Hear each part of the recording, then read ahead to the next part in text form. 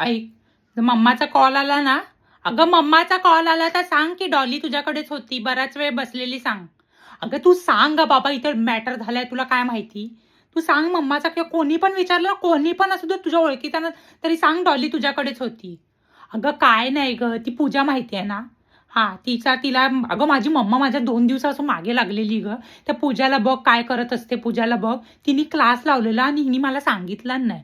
हा, रोज माझ्याशी बोलायची आणि हिने मला सांगितलं नाही. तर मी तिला विचारलं कुठला क्लास लावलाय, ती बोलली की केमिस्ट्रीचा क्लास लावलाय. हा, नंतर बोलते, मी तिला बोलली की अजून आहे का सीट तुमच्या क्लासमध्ये, तर बोलते की नाही फुल झालाय क्लास. तर कोण कोण जातात, तर बोलते रोहित, मी आणि बाकीचा ग्रुप. म्हटलं रोहित तुझ्याबरोबर, तू रोहित बरोबर क्लास लावलासच कसा काय.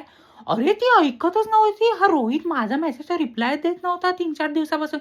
म्हणलं ह्याला झालंय काय, हा माझ्याशिवाय रात्री भर माझ्यासोबत बोलायचा आणि आता ह्याला कसं काय, हा एवढा कसा सुधारलाय, लवकर काय झोपतोय.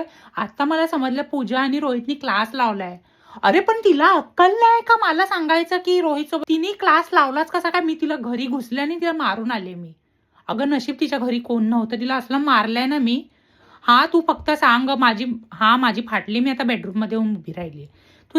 तू फक्त एवढं माझं एक काम कर ना, तर तुला पण मी ठेवणार नाही. पण तू माझ्या डोकं सटकव, माझी सटकली. अगं तिला सांगायला काय, मी तिला आधीच बोललेली की तू कुठेही जा जगामध्ये पण रोहित पासून लांब राहा.